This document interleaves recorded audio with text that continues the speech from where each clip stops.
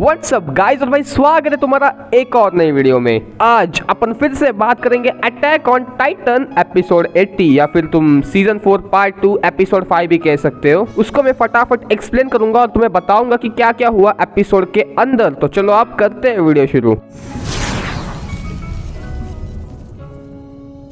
अब एपिसोड के स्टार्ट में अपन देखते हैं ग्रीशा और फ्रीडा की फाइट, जो कि ज्यादा लंबी नहीं चलती है और अपन सबको ऑलरेडी पता था कि फाइट के एंड में क्या होने वाला है। ग्रीशा जो है वो फ्रीडा को खा लेता है और उसके पास आ जाती है फाउंडिंग टाइटन की पावर, लेकिन अपने को पता है कि भाई वो फाउंडिंग टाइटन की पावर यूज नहीं कर सकता। एंड देन उसके बाद वो रॉयल फैमिली को मार देता है, इंक्लूडिंग छोटे बच्चे। फिर इसके बाद अपन वही इमोशनल सीन देखते हैं जीक और ग्रीशा वाला। तो आज के एपिसोड के जो स्टार्टिंग के 2 मिनट थे वो ऐसे रिकैप वाले थे। अब यहाँ से शुरू होता है मेन एपिसोड। जीक और एरिन वो पाथ वाली लोकेशन पे फिर से आ चुके हैं और यहाँ पे एरिन कहता है, अरे तुमने तो वो मेमोरी देखी नहीं जब मैं डैड को खाता हूँ। जीक यहाँ पे ये कहता है, इसका मतलब ये है कि तुमने ही डैड को सेटअप किया ताकि वो किंग के साथ फाइट करे।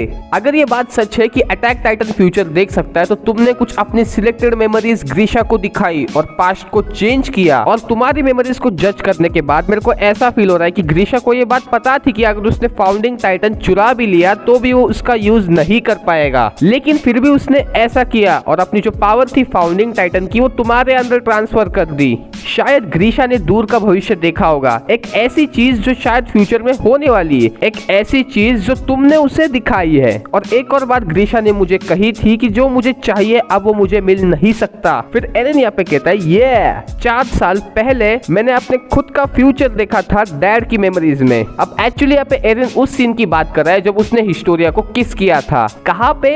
हाथ के ऊपर यार, कहीं और नहीं तो लगाओगे अपना दिमाग भाई। पता नहीं एरिन ने कहाँ किस किया होगा हिस्टोरिया को।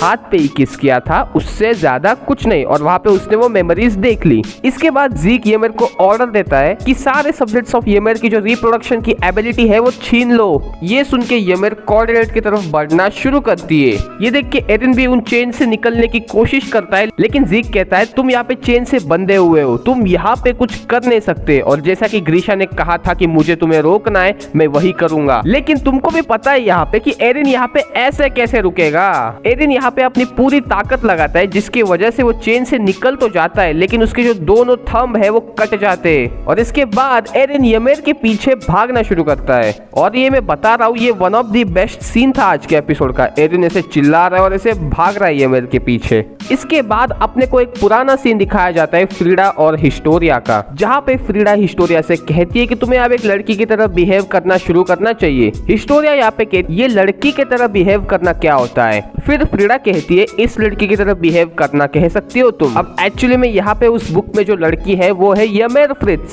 फिर इसके बाद अपने को यहाँ पे येमेर की स्टोरी दिखाई गई है। अपने को ऐसे बताया गया है कि येमेर एक काफी अच्छी लड़की थी जो कि खुद से ज्यादा दूसरों के बारे में सोचती है। फिर अपने को एक गाँव दिखाया है जहाँ पे येमेर दूसरों की मदद कर रही है। और तभी अपन देखते हैं कि जो किंग फ्रिट्ज है वो उस गाँव पे कब्जा कर लेता है, काफी लोगों को मारते हैं और कुछ गाँव के हिस्से में आग भी लग जाती है। तो बेसिकली किंग फ्रिट्ज ने यहाँ पे आके इस गांव पे कब्जा किया है। और मेरे को यार पर्सनली वो आग वाला जो एनिमेशन था वो काफी अच्छा लगा है। इसके बाद एक दिन राजा गांव में सबको इकट्ठा कराता है और कहता है, तुम में से किसी ने तो भी सारे पिग्स को भगा दिया है, तो अब वो जो भी है सामने आ जाए, नहीं तो मैं तुम में से हर एक की एक आंख निकाल लूंगा। अब यहाँ पे गाँव वाले खुद को बचाने के लिए येमेर के ऊपर आरोप लगाते। मतलब देख रहे हो, येमेर ने उन सबकी मदद की और बदले में उसको क्या मिला? धोखा। इसके बाद राजा कहता है, अच्छा तुम हो वो, ठीक है, आज से तुम आजाद हो। इसके बाद अपन येमेर को भागते हुए देखते हैं और उसके पीछे है राजा के सिपाही जो कि उसके ऊपर बाण से हमला कर रहे हैं। अब तुम इससे आइडिया लगा सकते हो कि राजा साला कितना घटिया आदमी था। अब एक बाण येमेर के पैर पे लगता है और वो नीचे गिरती है और अपन यहाँ पे येमेर को रोते हुए देखते हैं। सच में यार येमेर के लिए थोड़ा ऐसा बुरा फील हो रहा था मेरे को। इसके बाद येमेर को एक बड़ा सा पेड़ दिखता है, उसके अंदर उसको छुपने की जगह दिखती है। तो वो डिसाइड करती है कि वो उस पेड़ के अंदर जाएगी और सिपाही से छुपेगी। अब उस पेड़ के अंदर जाने के बाद येमेर को पता चलता है कि उस पेड़ के अंदर एक बड़ा सा खड्डा है और येमेर उस खड्डे में गिर जाती है और उस खड्डे के थ्रू येमेर एक पानी के अंदर गिर जाती है। तो अब येमेर को यहाँ पे लगता है कि वो मरने वाली है, लेकिन अपन उस पानी के अंदर एक मिस्टीरियस क्रिएचर या प्राणी देखते हैं। अब ये मिस्टीरियस क्रिएचर येमेर के साथ कांटेक्ट में आता है और येमेर टाइटन में ट्रांसफॉर्म हो जाती है।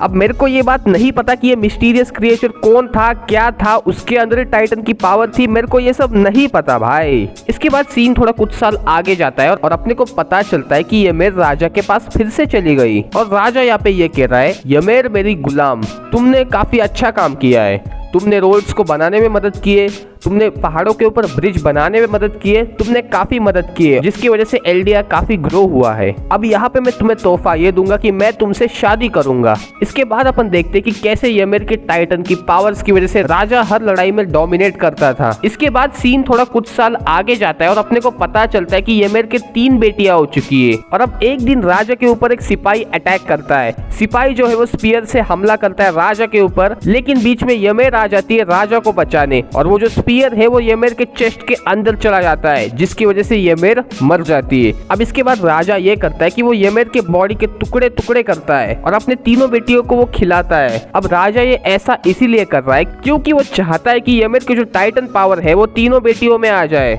अब तुम्हारे दिमाग में एक क्वेश्चन उठ सकता है कि अगर यमेर मर चुकी है तो वो पात में जिंदा कैसे है? तो देखो यहाँ पे ऐसा है कि यमेर काफी सालों से पात के अंदर भटक रही है और मुझे ऐसा लगता है कि वो यमेर की आत्मा है। अब ये मेरा गेस है, गलत भी हो सकता है। अब यहाँ पे सीन प्रेजेंट में आता है जहाँ पे एरिन ने यमेर को पकड़ रखा है। एरिन यहाँ पे ये कहता है कि मैं सब ये खत्म कर दूंगा, तुम कोई गुलाम नहीं हो, तुम कोई भगवान नहीं हो, तुम एक इंसान हो, तुम्हें किसी की ऑर्डर फॉलो करने की जरूरत नहीं है, तुम खुद के लिए डिसीजन ले सकती हो। क्या तुम्हें हमेशा के लिए इसी जगह पे रहना है या तुम भी इन सबको एंड करना चाहती हो? मुझे पता है तुम ही हो वो जिसने मुझे यहाँ पे लाया है, तुमने इतने 2000 साल वेट किया है ताकि तुम्हारे लिए कोई यहाँ पे आ पाए। और पीछे से ज़ीक ऐसे भाग के आ रहा है और कह रहा है कि यमेर तुम्हें मेरा ऑर्डर फॉलो करना पड़ेगा। और अब यहाँ पे तुम यमेर की आंखों में चेंज देख सकते हो। पहले यमेर की जो आंखें थी वो एकदम होपलेस थी, उसमें कोई जान ही नहीं थी, लेकिन अब यमेर की आंखें नॉर्मल हो गई है। अब एक्चुअली यमेर को कभी प्यार मिला ही नहीं था, लेकिन अब उसके आंखों का चेंज होना ये इंडिकेट करता है कि उसे समझ आ रहा है कि कोई तो है जो कि उसकी कदर करता है। तो अब यहाँ पे यमेर फाउंडिंग टाइटन की पावर एरिन के पास दे देती है और अब यहाँ पे एरिन फाउंडिंग टाइटन में ट्रांसफॉर्म हो जाता है। यहाँ पे दूसरी तरफ मिकासा और आर्मिन पीक के साथ फाइट कर रहे होते हैं, लेकिन सारी दीवारें टूटने लगती है और अपने को पता चलता है कि उन वॉल्स के अंदर जो कोलोसल टाइटन है वो बाहर निकलना शुरू कर चुके हैं। और अब यहाँ पे गैबी की शक्ल देखने लायक है क्योंकि गैबी को ऐसा लग रहा था कि उसने तो एरिन को मार दिया है, तो भाई ये क्या हो रहा है?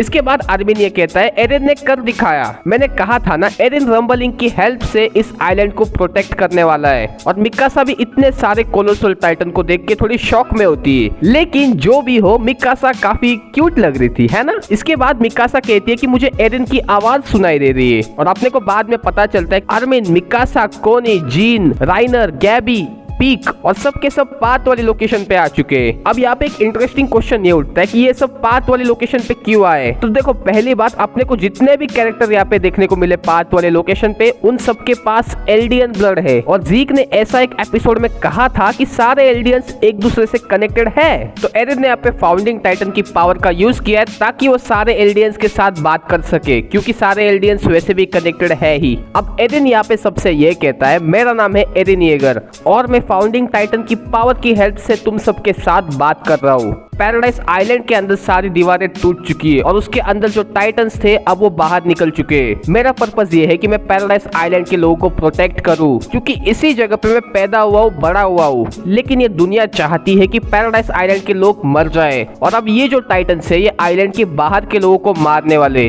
उनको पैरों के नीचे कुचलने वाले। और यहाँ पे हो जाता है एपिसोड खत्म। तो ओवरऑल आज का एपिसोड तो यार काफी जबरदस्त था। अपने को येमेर की स्टोरी देखने को मिली और यार येमेर के लिए थोड़ा ऐसे बुरा फील हो रहा था, लेकिन रंबलिंग भी तो स्टार्ट हो चुकी है। वैसे अगले एपिसोड में तुम्हें रंबलिंग का असली इफेक्ट देखने को मिलेगा। तो अगर तुम्हें ये वीडियो पसंद आई है तो भाई लाइक मारो और अगर तुम चैनल पे नए हो तो भाई सब्सक्राइब करो ना। क्यों नहीं कर रहे हो सब्सक्राइब? वीडियो एंड तक देख रहे हो, मजा आ रहा है तो सब्सक्राइब क्यों नहीं कर रहे हो?